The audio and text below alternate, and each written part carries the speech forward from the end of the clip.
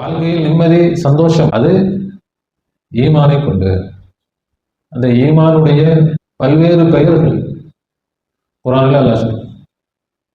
இப்போ நிம்மதி எதை கொண்டு? ஈமானை கொண்டு நல்லா எதுவுமே சொல்லலையே. அல்லாஹ் தஆலா எதை கொண்டு நிம்மதின்னு சொல்றான்? திக்ரை கொண்டு நிம்மதின்னு சொல்றான். திக்ர்னா என்ன? ஈமான் தான் திக்ர். ஈமானுக்கு இன்னொரு பெயர் திக்ர். இறைவனை நினைப்பது. எப்படி நினைப்பது? அவன் இருக்கிறான் நினைக்கிறதுனால என்ன நிம்மதி கிடைக்கிற போது?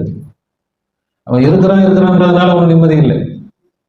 இல்லை அவன் ஒருவன், அதனால அவன் நிம்மதி இல்லை. அவன் தான் வணக்கத்திற்குரிய, அதனால அவன் என்னோடு யார்? அவன் மீது நாம் வைக்கக்கூடிய நல்ல எண்ணங்கள், நல்ல நம்பிக்கை, உறுதி, அதுதான் நமக்கு எதை கொடுக்கும்? நிம்மதி, சந்தோஷத்தை. இப்போ நம்மை சுற்றி பிரச்சனைகள் எல்லாமே முடிஞ்சு போயிடும். அதான் நம்ம என்ன செய்யக்கூடாது? என்ன செய்ய தேவையில்லை, யோசிக்க வேண்டிய தேவை இருக்கும், ஆனால் பாதிக்காது. அது நம்மை பாதிக்காமல் பார்த்து கொள்வதும் நம்மை பாதிக்க விடுவதும் நம்ம கையில தான் இருக்கு. நம்முடைய வாழ்க்கையில் நாம் என்ன ஆசைப்படுறோம்? எதுவுமே எல்லாம் நல்லா, அவங்க நல்லா, எல்லாரும் நல்லா இருந்தால் நல்லா இருக்குங்க, எல்லாம் நல்லபடியாக நடந்தால் நல்லா இருக்குங்க, எல்லாருமே நல்லவங்களா இருந்தால் நல்லா இருக்குங்க, எல்லோருமே புரிந்துணர்வு உள்ளவங்களா இருந்தால் நல்லா இருக்குங்க. இப்படி நாம் என்ன செய்கிறோம்? அடுத்தவங்க அவங்க நல்லா இருக்கணும், இவங்க புரிஞ்சுக்கணும், இவங்க தெரிஞ்சுக்கணும், இவங்க விளங்கிக்கணும். இப்படி அடுத்தவங்கள நாம பார்க்கிறோமே தவிர நான் புரிந்து கொள்ள வேண்டும், நான் ஈமானை வலிமைப்படுத்திக் கொள்ள வேண்டும்.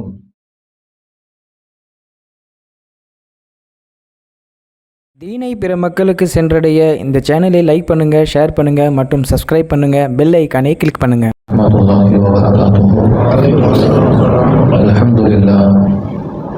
அல்ஹம்துலில்லாஹ் ரப்பில் ஆலமீன். நஹ்மதுஹு வ நஸ்தஈனுஹு வ நஸ்தக்ஃபிருஹு வ நு'மினு பிஹி வ நதவக்கலு அலைஹி வ நஊது பில்லாஹி மின் ஷுரூரி அன்ஃபுஸினா வ மின் ஸய்யிஆத்தி அஅமாலினா. மன் யஹ்திஹில்லாஹு ஃபலா முضில்ல லஹு வ மன் யுضلل ஃபலா ஹாதிய லஹு. ونشهد أن لا إله إلا الله وحده لا شريك له ونشهد أن سيدنا ومولانا محمدا عبده ورسوله أرسله بالحق بشيرا ونذيرا وداعيا إلى الله بإذنه وسراجا منيرا. أما بعد فقد قال الله تعالى في شأن حبيبه: أعوذ بالله من الشيطان الرجيم. بسم الله الرحمن الرحيم.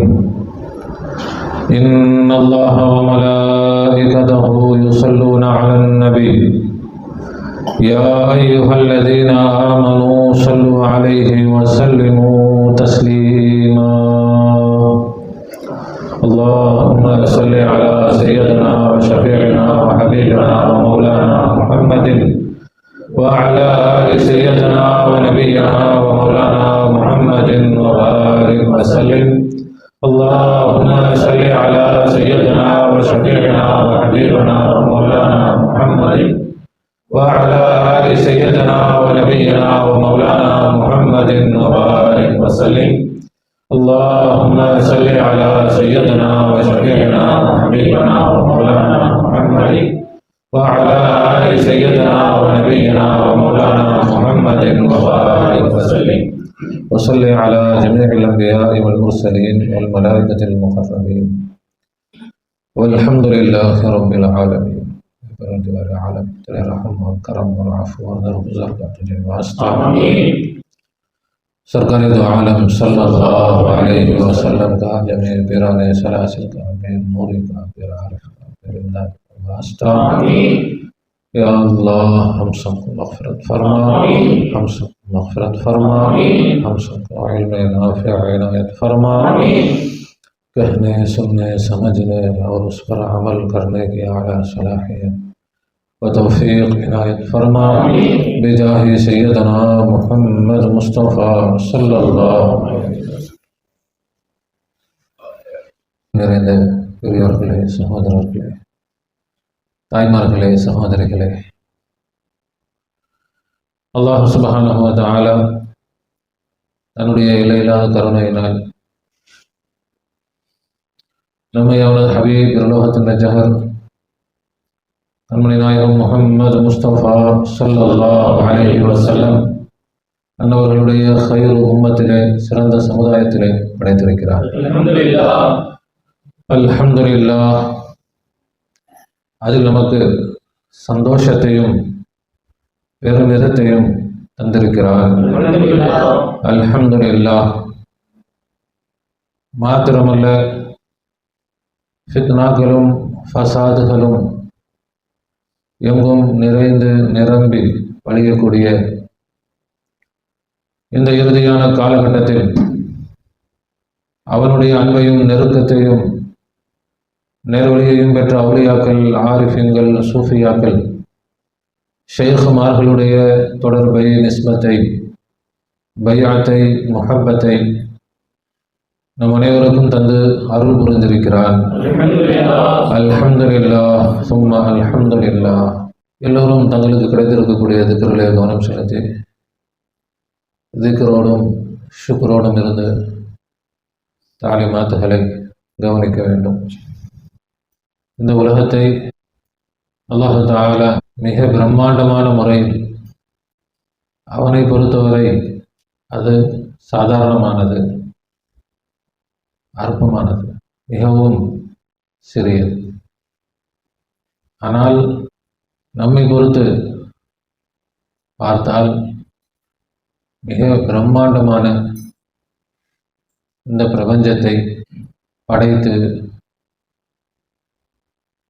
அதை மிக அழகான முறையில் இயக்கிக் கொண்டிருக்கிறார். இந்த பிரம்மாண்ட உலகத்தில் இந்த பூமி ஒரு தூசி அளவுக்கு கூட சமமில்லை. பிரம்மாண்ட பிரபஞ்சத்தில் இந்த பூமி ஒரு சிறிய ஒரு தூசிக்கு தான் சமம். அந்த பூமியில் மனிதர்கள் தூசிக்கு தான் சமம். இந்த பிரம்மாண்ட இந்த பூமியில் ஒரு மனிதன் மிகவும் சிறிய ஒரு பொருள். ஆனால் அந்த மனிதர்கள் தான் இந்த உலகத்தில் அற்பமான மனிதர்களே மிகவும் சிறிய பகுதி. மனிதர்களை விட தாழ்ந்தது தான் மற்ற எல்லா படைப்புகளும் பொருட்களும். ஆனால் இந்த அற்ப துனியாவிற்காக மனிதர்கள் படுகிற பாடு, இந்த அற்ப துனியாவில் காசு பணங்களை சேர்ப்பதில்லை, அதிகாரத்தை அடைவதற்காக, தங்களுடைய பெருமையை நிலைநாட்டுவதற்காக, இல்லாத பெருமையை இருப்பதாக காட்டுவதற்காக, இப்படி இந்த மனிதர்கள், மனித இனம்தான் உலகத்தில் இருக்கக்கூடிய எல்லா இனங்களை விட, மலக்குகள் சொன்னாங்களே, அல்லாஹ் மனிதர்களை நான் படைக்கப் போகிறேன், என்னுடைய பிரதிநிதியை படைக்கப் போகிறேன். மலக்குகள் சொன்னாங்க, காலு அத்தஜஅலு ஃபீஹா மை யுஃப்ஸிது ஃபீஹா, இப்படிப்பட்டவர்களையா நீ படைக்கப் போகிறாய்? அவர்கள் குழப்பம் செய்வார்கள், பிரச்சனை பண்ணுவாங்க. குழப்பம் செய்வாங்கன்னா பிரச்சனைக்குரியவர்கள். நம்ம வீட்டில் ஒரு ஃபங்க்ஷன் ஏற்பாடு செய்கிறோம், ஒரு நிகழ்ச்சி ஏற்பாடு செய்கிறோம். நல்ல மனிதர்களை, நல்ல எண்ணம் கொண்டவர்களை கொண்டு வரணும் முயற்சி சொல்கிறோம். அவரை கூப்பிடலாமா? அவர் பிரச்சனையான ஆளாச்சு, அவர் வந்தால் இந்த இடத்துல கலாட்டா பண்ணாமல் இருக்க மாட்டார், ஏதாவது குட்டி கலாட்டா பண்ணிட்டு இருப்பார், ஏதாவது பிரச்சனை பண்ணிட்டு இருப்பார், எல்லாத்தையும் கெடுத்து விட்டுருவார். இதுதான் ஃபசாதுன்றது. அப்படிதான் மலக்குகள் சொன்னாங்க. மனிதர்களை படைக்கப் போகிறேன் எல்லாம் சொன்னப்போ மலக்குகள் சொன்ன வார்த்தை என்னதான், ஒரு பிரச்சனையான ஆட்களாச்சு. அது சும்மா பிரச்சனை இல்லை, அந்த பிரச்சனையை எது வரைக்கும் கொண்டு போயிடுவாங்க, வயஸ்பி புத்தியமா, கொலை வரைக்கும் கொண்டு சென்று விடுவார். பிரச்சனை அடிதடியில் முடிஞ்சு அதை விட பயங்கரமாக போச்சுன்னா என்ன சொல்லுவோம், கொலையில் போய் முடிஞ்சிருச்சு. அதை விட பயங்கரமாக எதுவும் இருக்குதா? பிரச்சனை ஆரம்பிச்சிச்சு, அது எதில் போய் முடிஞ்சிச்சு? வெட்டுக்குத்தில் போய் முடிஞ்சிருச்சு. அதை விட பயங்கரமான மோசமான நிலை ஏதாவது இருக்க முடியுமா? உயிர் போகிறத விட மோசமான நிலை இருக்க முடியுமா? எந்த அளவுக்கு சொல்கிறாங்க மலக்குகள்? பிரச்சனை பண்ணுவாங்க. எந்த அளவுக்கு பிரச்சனை பண்ணுவாங்க? கொலை செய்ய கூட தயங்க மாட்டாங்க. அப்படி இவர்கள் பிரச்சனைக்குரியவர்கள். தானும் வாழ மாட்டாங்க, மற்றவங்களையும் வாழ விட மாட்டாங்க. தானும் என்ன செய்ய மாட்டாங்க, பிரச்சனை பண்ணுறவங்க மட்டும் நல்லா இருப்பானா? பிரச்சனை பண்ணுறவங்க நல்லா இருக்க மாட்டான்.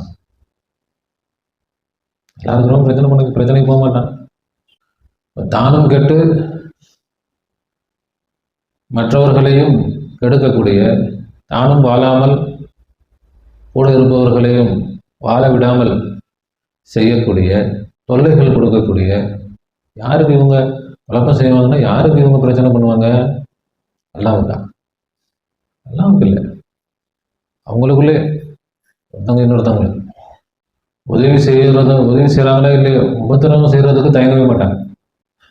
இது யாரோ ரோட்டில் போகிறவங்க சொன்னதில்லை, யார்கிட்டையோ சொன்ன வார்த்தை இல்லை. யார் சொன்ன வார்த்தைகள்? மலக்குகள் சொன்ன வார்த்தை. யாரிடத்துல சொன்ன வார்த்தை? அல்லாஹ்விடத்துல சொன்ன வார்த்தை. அல்லாஹ் தஆலா உடனே இல்லை அவங்களாம் ரொம்ப நல்லவங்க, நம்மளா இருந்தால் ஒருத்தவங்க சொல்கிறோம் இவரை கூப்பிடலான்ட்டு, அது ஏதாப்புல சொல்கிறாங்க, அவர் மோசமான ஆளுப்பா, சரியில்லாத ஆள், கூப்பிடாதீங்கன்ட்டு. இப்போ நாம் என்ன சொல்லுவோம், இல்லைப்பா அவர் இல்லை நல்லவர் தான். ஆனால் அப்படியெல்லாம் சொல்லவே இல்லை. என்ன நீங்கள் தப்பாக சொல்கிறீங்க, ரொம்ப நல்லவங்க அப்படின்னு நல்லா சொல்லுங்கள். அல்லாஹ் என்ன சொன்னால், உங்களுக்கு தெரியாது எனக்கு தெரியும், உங்களுக்கு தெரியாது. அப்படித்தான் அவங்க. ஆனால் அதை வச்சு ஒரு காரியம் எனக்கு ஆக வேண்டியது இருக்குது. அதனால தான் ஷேகுமார் சொல்லுவாங்க, ஹக்கு சிவா சாரா துஷ்மனா, ஹக்கு சிவா சாரா துஷ்மனா, तू समझता है दोस्ता, तू समझता है दोस्ता. ஹக்கை தவிர எல்லோரும் பகைவர்களே, இறைவனை தவிர எல்லோரும் பகைவர்களே. இன்னைக்கு அவங்கள என்ன நினச்சிக்கிறாங்க, நண்பர்கள்னு நினச்சிக்கிறீங்க. இந்த உலகத்தில் இந்த ஃபசாதெல்லாம் முடிஞ்சிடும் நினைப்போம். யாரும் நமக்கு எந்த பிரச்சனை கொடுக்காம தான் நல்லா இருக்குங்க. அப்போ தான் 4 பிரச்சனை நறுக்குன்னு நம்ம மேலே வரும். உலகத்தில் பிரச்சனைகள் தீர்ந்துவிடும் அப்படின்னு நாம் எதிர்பார்க்கக்கூடாது. முடிஞ்ச வரைக்கும் கொலை வரைக்கும் போயிடாமல் பார்த்துக்கணும். அவ்வளோ தூரத்துக்கு தான் எல்லா பிரச்சனையும். அதனுடைய முடிவு அப்படித்தான். நபி ஸல்லல்லாஹு அலைஹி வஸல்லம் அவர்களே கொலை செய்ய முயற்சி செஞ்சாங்க. எத்தனையோ நபிமார்களே கொலை செஞ்சே போட்டாங்க. எத்தனையோ வழிமார்களே கொலை செய்து போட்டாங்க. ஒரு வழி இல்ல பொறாமை கொண்டவங்க என்ன செஞ்சாங்க, செருப்பு தைக்கிறவங்க பிடிச்சி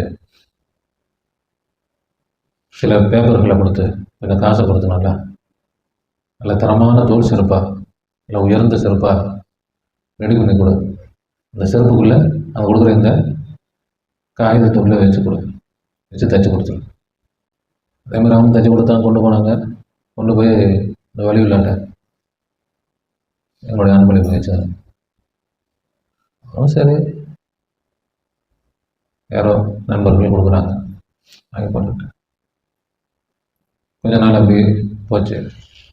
நல்ல தரமான செருப்பு யூஸ் பண்ணிகிட்டு இருக்கிறாங்க. மன்னர்கிட்ட புகார் போகுது, இந்த ஆள் வடிவில்லா பெரிய இரணேசன் சொல்லிட்டு ஊரெல்லாம் ஏமாற்றிட்டு இருக்கிறாரு, மக்கள் எல்லாம் கெடுத்துக்கிட்டு இருக்கிறார், உண்மையில் ஒரு மோசமான ஆள், தீனை மதிக்காதவர், இவர் தீனை அவமரியாதை செய்கிறவர், தீன் மேலே கொஞ்சம் கூட இவருக்கு மரியாதை இல்லை. எந்த அளவுக்குன்னு சொன்னால், குரான் ஆயத்துக்களை எழுதி செருப்புக்குள்ளே வச்சு தைச்சு செருப்பு போட்டு தெரியுது. சும்மா சாதாரணமாக இப்போ நம்ம அது சொல்ல தெரியல. இப்படி சொன்னால், சாதாரணமாக சொன்னால் என்னப்பா ஏது பார்க்க விசாரிப்பாங்க, உண்மை வந்துடும். ஆனால் சொல்லும்போதே எப்படி சொல்லணும்? விசாரிக்கவே கூடாது, கேட்கவே கூடாது. அப்படி என்ன செய்யணும்? கொண்டு போய் அப்படி புகார் அளிக்கணும், அப்படி குறை சொல்லணும். அப்படி அது எப்படி சொன்னாங்க அது நம்மளால சொல்ல முடியாது. அந்த அளவுக்கு அரசனை தூண்டிவிட்டு அரசனுக்கு கோபத்தை ஏற்படுத்தி எப்படியெல்லாம் சொன்னால், யாரை வைத்து சொன்னால் ஒழிச்சு கட்டணும் முடிவு பண்ணியாச்சு. களத்தில் இறங்கினா காரியத்தை முடிச்சிடணும். இறங்கிட்டு நம்ம தோத்தது மாதிரி ஆயிடுச்சுன்னா நமக்கு பிரச்சனை ஆயிடும்.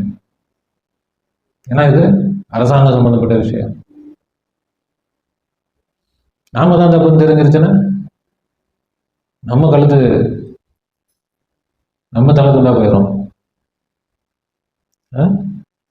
எந்த அளவுக்கு சொல்லப்பட்டிருக்கோம், எந்த அளவுக்கு புகார் அளிக்கப்பட்டிருக்கோம்.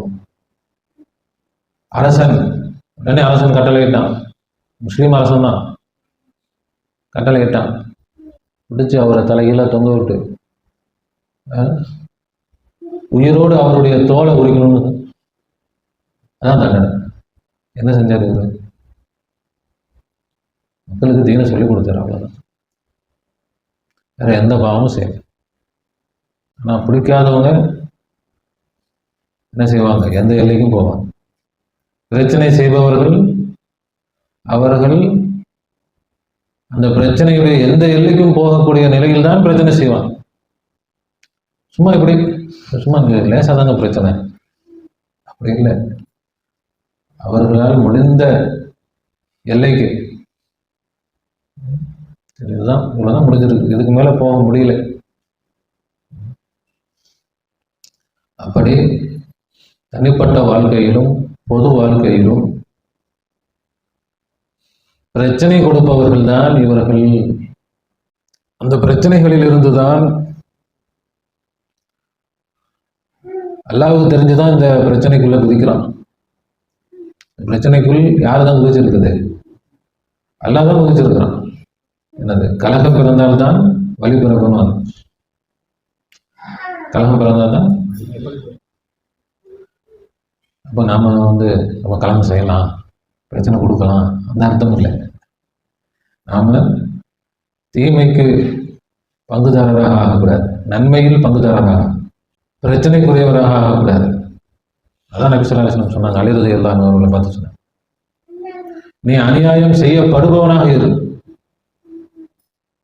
நீ அநியாயம் செய்யப்படுபவனாக இரு.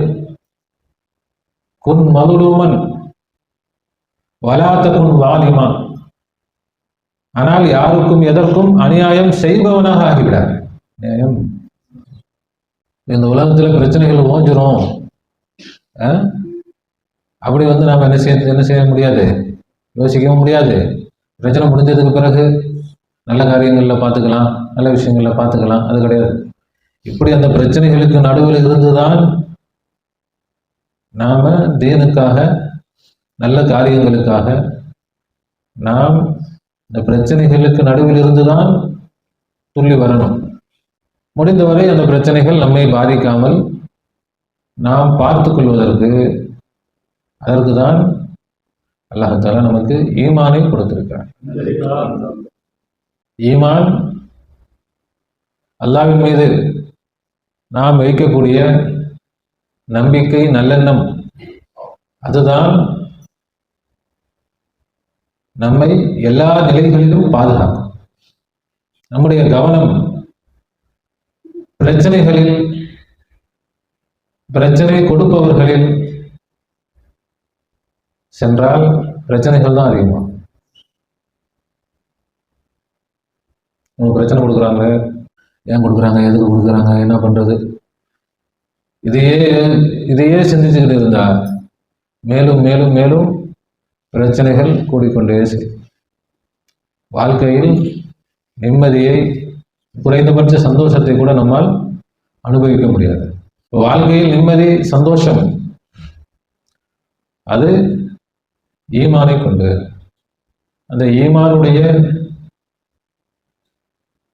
பல்வேறு பெயர்கள் குர்ஆனில் அல்லாஹ் சொல்றான். இப்போ நிம்மதி எதை கொண்டு?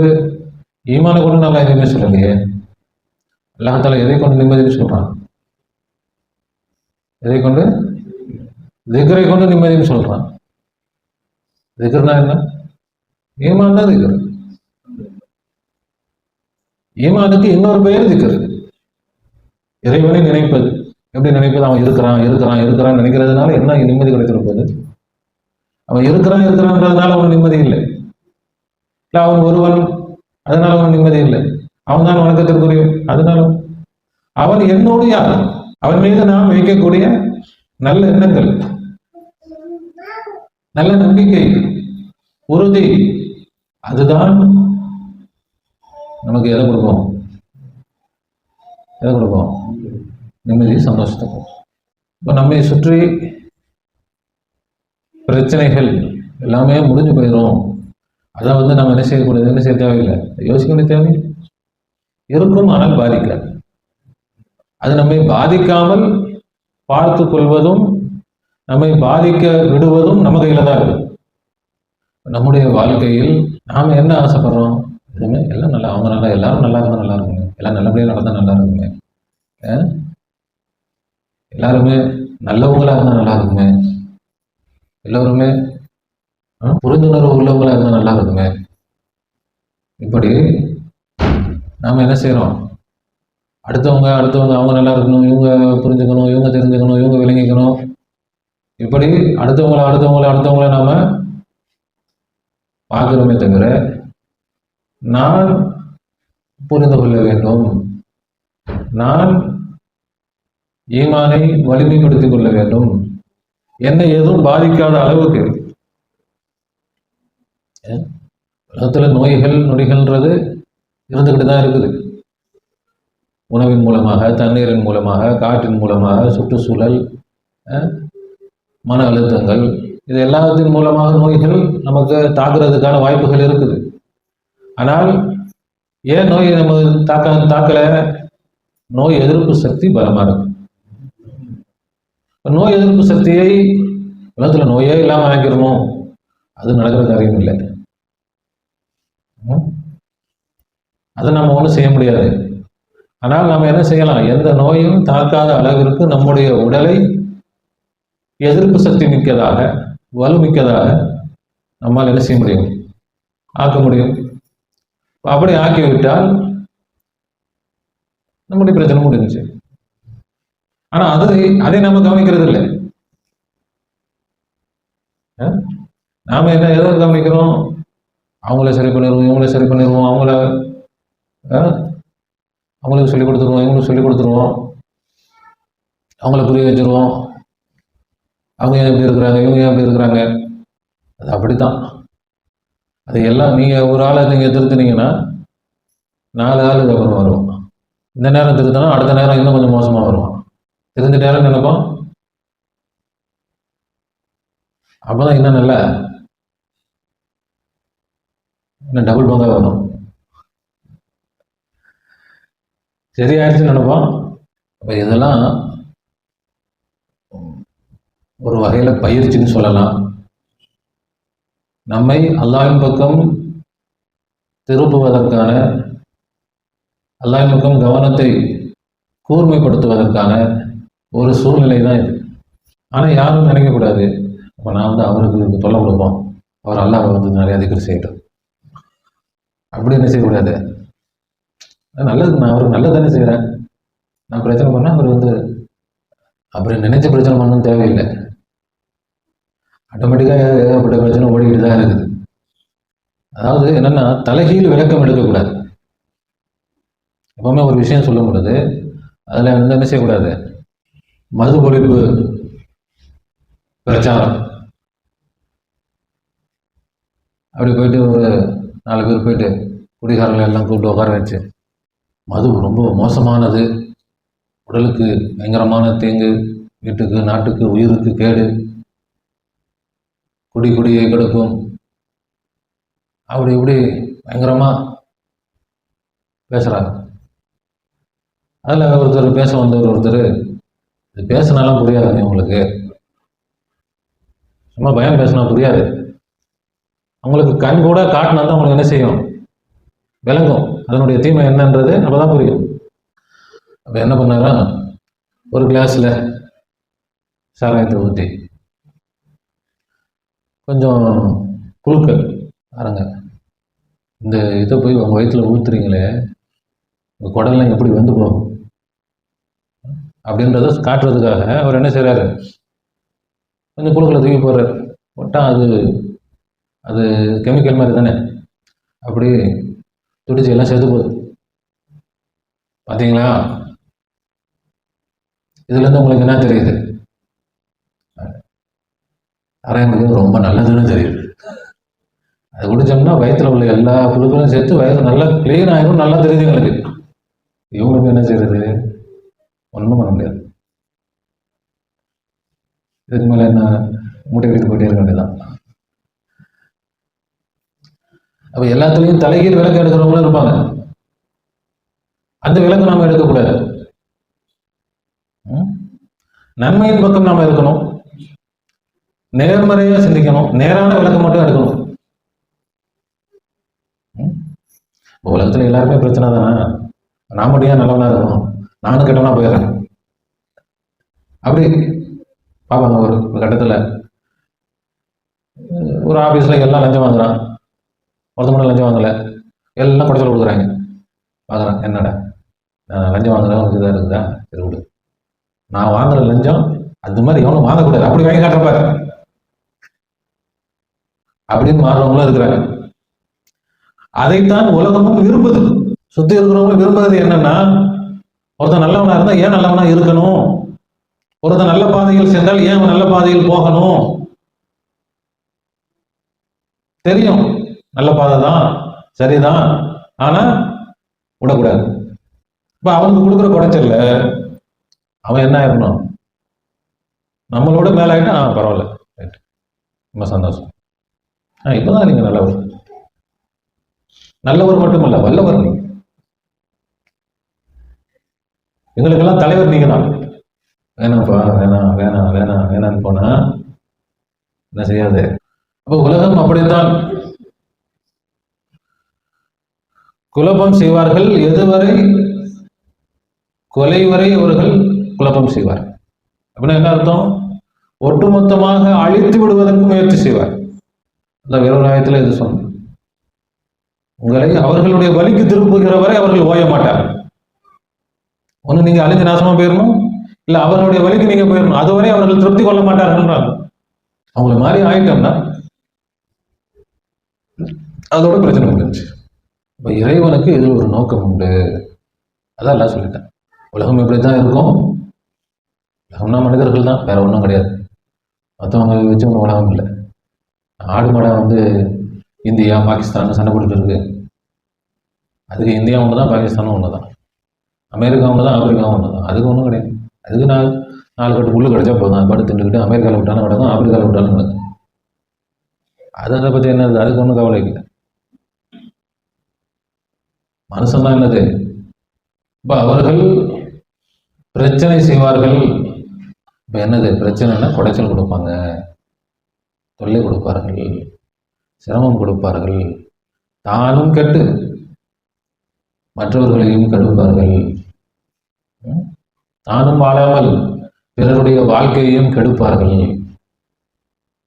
இப்படித்தான் உலகத்தில் உள்ள எல்லா மனிதர்களும், யாரை தவிர, ஈமான் கொண்டவர்களை தவிர, அல்லாஹ்வை அறிந்து எனக்கு தெரியும்னு சொல்லிட்டு அல்லாஹ் என்ன சொல்றான், அல்லம ஆதமல் அஸ்மா குல்லஹா, ஆதம் அலைஹிஸ்ஸலாம் அவர்களுக்கு இல்மை அல்லாஹ் கற்றுக் கொடுத்தான், இல்மு ஞானத்தை. அது என்ன இல்மு, அல்லாஹ்வை பற்றி உள்ள இல்மு. அப்ப அந்த இல்மு ஞானத்தை கற்றவர்கள், ஈமான் கொண்டவர்கள் அவர்களே தவிர அவர்கள் யாருக்கும் பிரச்சனையாக இருக்க மாட்டார்கள். மற்றவர்கள் தான் அவர்களுக்கு பிரச்சனை கொடுப்பார்கள். அவர்கள் அதிலிருந்து தப்பிக்கிறதுக்கு என்ன வழி, ஈமானை பலப்படுத்திக்கிறது தான் வழி. தற்காப்பு, எச்சரிக்கையாக இருப்பது, எப்பொழுதும் விழிப்புணர்வோடு இருப்பது, எப்பொழுதும் ஈமானை பலமாக வைத்துக் கொள்வது. எப்போ ஈமான் பலகீனமாகுதோ அப்ப தாக்கிறோம். எதிரிகள் என்ன செய்வாங்க, அப்படியே பார்த்துக்கிட்டே இருப்பாங்க தாக்குறதுக்கு. பாதுகாப்பு எங்கடா பலவீனமா இருக்குது, எப்போ பாதுகாப்பு பலவீனமாகும் ஓடும். இப்போ பலவீனமாகிறத பார்த்துக்கிட்டே தான் இருப்பாங்க. இப்போ நாம என்ன செய்யணும், நம்மை பலப்படுத்திக் கொள்ள வேண்டும், பாதுகாப்பை உறுதிப்படுத்திக்கணும். அது என்னது, ஈமான். அது என்னது, திக்ர். அது என்னது, ஹுஸ்னுல் பில்லா, அல்லாஹ்வை பற்றி நல்ல எண்ணம், நல்ல அபிப்பிராயம். அல்லாஹ்வோடு நம்முடைய உறவை பலப்படுத்திக் கொள்வது. அப்போ இது கடந்த வாரங்களில் நம்ம சொன்னோம். ஈமானை அல்லாஹ்வோட உறவை நம்ம என்ன செய்யணும், பலப்படுத்தணும். எனக்கு அல்லாஹ் இருக்கிறான், என்னோடு இருக்கிறான், எல்லாம் சரியாகும், நமக்கு வேண்டியதெல்லாம் கிடைக்கும். அல்லாஹ்வை கொண்டு நம்ம என்ன செய்யலாம், எதை வேண்டுமானாலும் அடையலாம். இப்போ அது எல்லாம் நம்முடைய விஷயத்தில் நமக்கு வேண்டிய அத்தனையும் அல்லாஹ் என்ன செய்வான், நமக்கு செஞ்சு கொடுப்பான். இப்போ வீடு இருக்குது, வீட்டில் நம்ம நகை பணம் எல்லாம் அப்படி கதவெல்லாம் திறந்து போட்டு நம்ம போனோம்னா அது பாதுகாப்பாக தான் வைக்கணும். எல்லாருமே நல்லவங்க, எங்க திருட வர போறான் அப்படின்னா கரெக்டாக திருடிட்டு போயிடுவான். அப்போ அது மாதிரி எல்லாம் நல்லவங்க, நான் அவனுக்கு அப்படி கொள்ள எடுத்துட்டு போயிடுவான். நம்முடைய ஈமானை பலப்படுத்துவது என்பது அதுதான் நம்முடைய வாழ்க்கையுடைய மிக மிக அத்தியாவசியமான தேவை. பிரச்சனை வந்ததுக்கு பிறகு அதில் மாட்டிக்கிட்டு தப்பிக்கிறதை விட, வந்துருச்சுன்னா எப்படி இருந்தாலும் நமக்கு பாதிப்பு இருக்கத்தான் செய்யும். வருவதற்கு முன்னாடியே நாம் என்ன செஞ்சா, பாதுகாப்பை பலமாக வச்சுக்கிட்டோம். நோய் அதான் என்ன சொல்லுவாங்க, வருமுன் காப்போம். அப்படி வருமுன் நம்முடைய வாழ்க்கையை பாதுகாப்பது என்னது, ஈமான். நம்முடைய வாழ்க்கைக்கு எவ்வளவு முக்கியம், இந்த பாடங்கள் வாழ்க்கைக்கு எவ்வளவு முக்கியமானது. வாழ்க்கையே இதுதான். நம்முடைய நம்ம காசு சம்பாதிக்கிறோம், சாப்பிட்றோம், தூங்குறோம், எல்லாத்தையும் விட மிக மிக முக்கியமானது ஈமான். எல்லா நேரமும் அந்த ஈமானை பலப்படுத்தக்கூடிய காரியத்தில் நாம ஈடுபட்டுக்கிட்டே இருக்கணும்.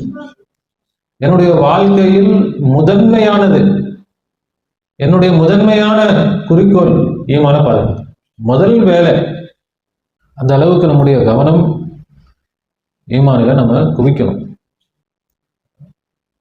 லா இலாஹா இல்லல்லாஹ், வணக்கத்திற்குரியவன் அல்லாஹ்வை தவிர யாரும் இல்லை அப்படின்னு சொன்னதோட ஈமான் முடிஞ்சு போயிடல. அது ஆரம்பம் தான், அது ஒரு ஆரம்பம்.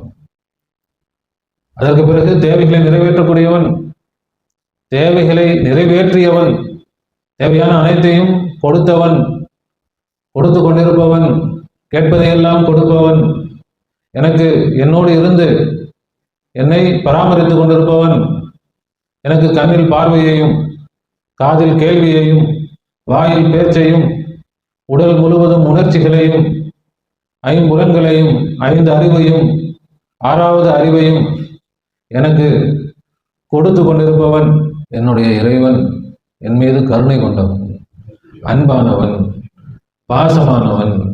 அவன் அன்போடும் கருணையோடும் பாசத்தோடும் எனக்கு எவ்வளவோ பாக்கியங்களை நான் நினைத்து பார்க்க முடியாத அளவுக்கு அவனுடைய அருள் பாக்கியங்கள் என்னில் நிரம்பி வழிந்து கொண்டிருக்கிறது.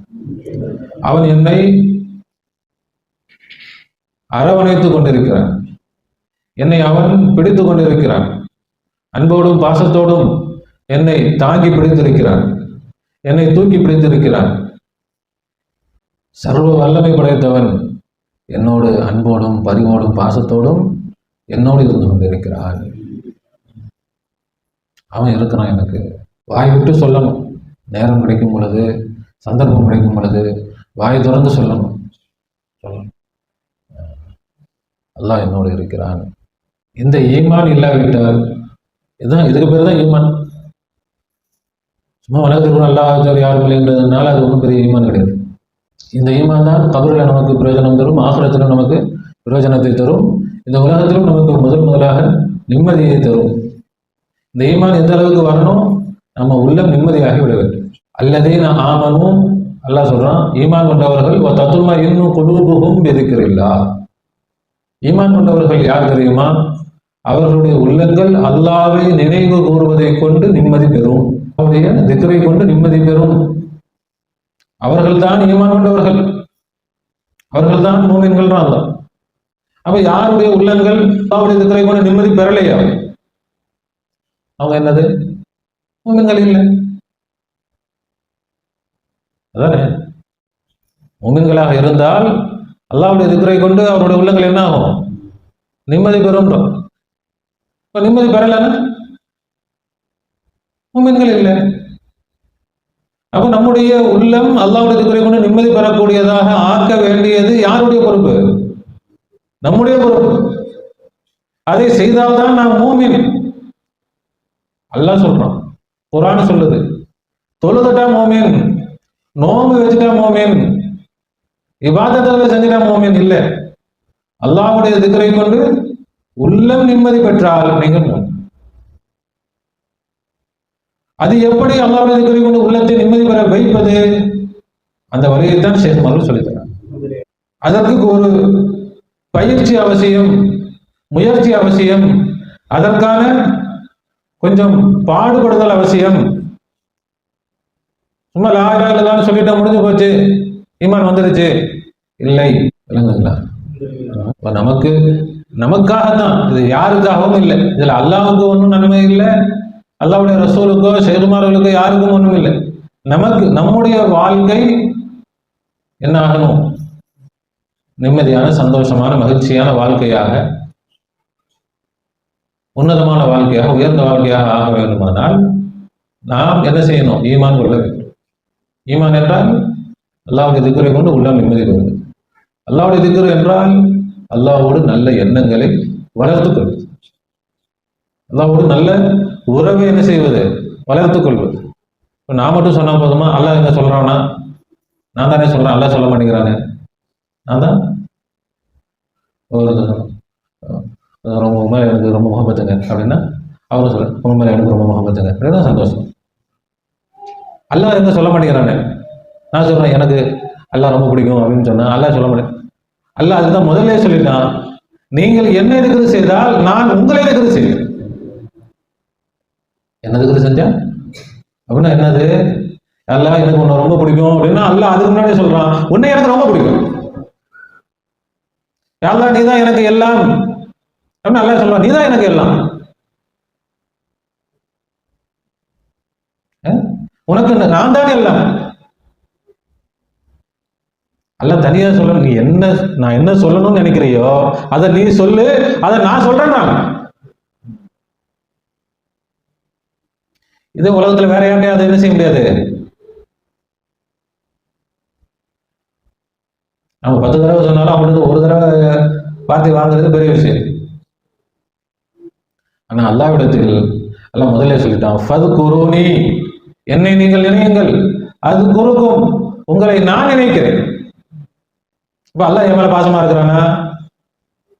நாம அல்லாஹ் உன் மேல நான் பாசமா இருக்கிறேன்னு சொன்னா அல்லாஹ் என் மேல பாசமா இருக்கிறான், அவ்வளவு. நம்ம கையில ஒப்படைச்சிட்டான். அதுதான் ஹதீஸ குத்ஸில அல்லாஹ் சொல்லுவான், ஆனா இந்த லன்னி அப்தி, என்னுடைய அடியான் என்னை பற்றி எப்படி நினைக்கிறானோ அப்படிதான் நான் இருக்கிறேன். அப்படியே இது ஹதீஸ். குர்ஆன்ல என்ன சொல்றா? என்னை நீங்கள் நினையுங்கள், நான் உங்களே நினைக்கிறேன். என்ன நினைச்சிட்டாங்க? அல்லாஹ் அல்லான்னு சொன்னா அவன் வந்து அப்துல்லா அப்துல்லான்னு சொல்லுவான். அதனால நமக்கு என்ன இருக்குது? அவன் பேரை நாம சொன்னா என் பேர் அவன் சொல்லுவான். என் பேர் என்ன சொல்லி என்னது பிரயோஜனம்? எந்த பிரயோஜனமும் இல்லை. யா அல்லாஹ், அப்படி அல்லாஹ்வோடு எந்த அளவுக்கு நம்முடைய உறவை பலப்படுத்த முடியுமோ நம்ம என்ன செய்ய முடியும்? பலப்படுத்த முடியும். அல்லாஹ் இன்னும் சொல்ல போனா நீங்கள் நடந்து வந்தால் நான் ஓடி வருகிறேன். நீங்க ஒரு பங்கு செஞ்சா நான் 10 பங்கு செய்யறேன். ஒரு நன்மைக்கு 10 நன்மை செய்யறேன்றாங்க. நீங்க ஒரு பங்கு பாசம் வைத்தால் நான் 10 பங்கு பாசம் வைக்கிறேன். ஒரு பங்கு நல்லெண்ணெய் வைத்தால் நான் 10 பங்கு நல்லெண்ணெய் வைக்கிறேன். 10 பங்கு நல்ல விதமாக நான் நினைக்கிறேன். நாம என்ன செய்ய தேவையில்லை, நம்ம எப்படி சொல்லிட்டு இருக்கிறோமே, என்ன நம்ம என்ன சொல்கிறோமோ, என்ன நினைக்கிறோமோ, என்ன நம்புகிறோமோ அதுதான் அல்லாஹ் தஆலா விளக்கி தருவானா. அவனோடு நம்முடைய உறவை பலப்படுத்துவானா.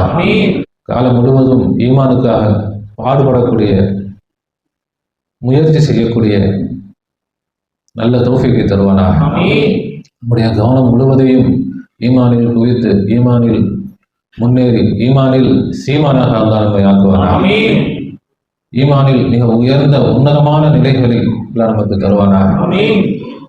நம்மை அவனே பொறுப்படுத்து வழி நடத்துவானா.